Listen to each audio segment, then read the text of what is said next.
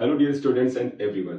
जिन्होंने private school से 12th का एग्जाम पास किया है या जिन्होंने एनआईओएस से यानी जो ओपन स्कूल सिस्टम है वहां से 12th का एग्जामिनेशन पास किया है, या ऐसे स्टूडेंट्स जिनके पास 12th में biology as a optional subject नहीं था बल्कि उनके पास मैथ्स एक ऑप्शनल सब्जेक्ट था, यानी कि उनके पास सब्जेक्ट के कॉम्बिनेशन फिजिक्स, केमिस्ट्री, मैथमेटिक्स और इंग्लिश थी, बायोलॉजी नहीं थी। वो बाद में प्राइवेट या एनआईओएस से बायोलॉजी को लेकर के 12th का एग्जाम देते हैं। इस तरह के जो कैंडिडेट्स हैं उनकी एलिजिबिलिटी को लेकर के अक्सर ही डाउट होता है। इसी वजह से बहुत से स्टूडेंट्स ने आरटीआई दाखिल किया और इन्हीं का जवाब एनएमसी दिया है। और ये वीडियो इसलिए आपके लिए इंपॉर्टेंट है कि इससे ये क्लैरिटी हो जाती है कि क्या इस तरह के स्टूडेंट जिनका जिक्र अभी मैंने किया है वो एक्चुअली एलिजिबल हैं या उनकी एलिजिबिलिटी में कोई डाउट है। तो इस वीडियो में बड़े एंड तक बने रहिएगा। ये एनएमसी की ऑफिशियल वेबसाइट है, 26 फरवरी 2025 का नोटिफिकेशन है।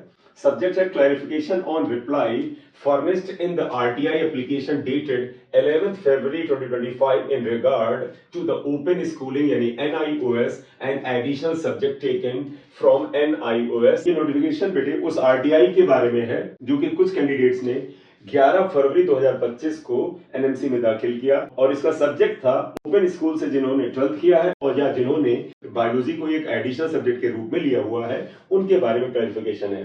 Public notice of event number dated 22 February 2025 issued by the Undergraduate Medical Education Board UG-MEB on the subject mentioned above is enclosed herewith. All concerned stakeholders are requested to kindly take note of the same. It has come to notice that a confusion has been created stating that National Testing Agency and NTA has issued NEET UG Bulletin 2025 which is not as per NMC regulations। 2025 के bulletin में जो eligibility criteria लिखा गया वो NMC के जो rules और regulation है उसके अकॉर्डिंग नहीं था।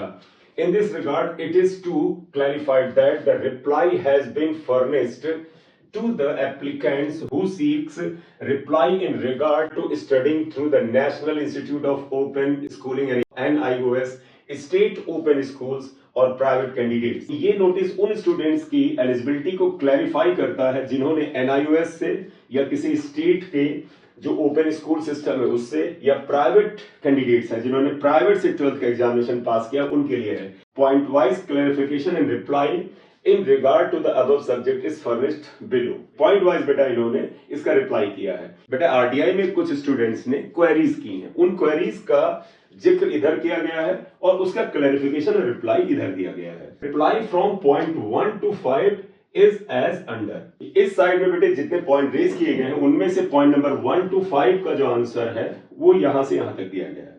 तो पहला बेटा क्वेश्चन क्या था, is National Institute of Open Schooling यानी NIOS board valid for National Eligibility cum Entrance Test यानी नीट।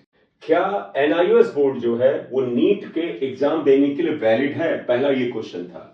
दूसरा क्वेश्चन है, can I do MBBS after studying only biology as an additional subject from NIOS. यानी student इसमें पूछ रहा है कि क्या मैं एमबीबीएस की स्टडी कर सकता हूं अगर मैंने बायोलॉजी को एक एडिशनल सब्जेक्ट के रूप में लेकर के एनआईओएस से पास किया है। तीसरा क्वेश्चन था, as per revised policies of NMC can NIOS students also appear for NEET exam and can MBBS degree be obtained? NMC की रिवाइज पॉलिसी के अनुसार क्या NIOS स्टूडेंट जिन्होंने नेशनल ओपन स्कूल से 12th किया है क्या वो एमबीबीएस की पढ़ाई के लिए एलिजिबल हैं? Next, as per the new policy and guidelines 2023 will candidates who have passed 10+2 with physics, chemistry, mathematics and English be eligible for NEET graduate? इसके अलावा एक पांचवा क्वेश्चन जो था, can student who did not take biology in 12th but have physics, chemistry, maths and additionally biology from NIOS board also appear for NEET? यानी ऐसे student जिन्होंने 12th में फिजिक्स, केमिस्ट्री, मैथ्स लिया था और बायोलॉजी को एनआईओएस यानी open school से कर लिया, तो क्या ये स्टूडेंट भी नीट का एग्जाम दे सकते हैं? इन पांचों क्वेश्चन का आंसर कलेक्टिवली एनएमसी ने इस आरटीआई के थ्रू दिया है। ये आंसर आप एक बार देखिए, as per GMER 23 regulations on studying through the NIOS is allowed for appearing for NEET UG examination। यानी जो लोग NIOS से 12th करते हैं वो नीट के लिए एलिजिबल हैं। The students are permitted to study an additional subject from NIOS with the condition that the study needs to be carried out from any authorized institution.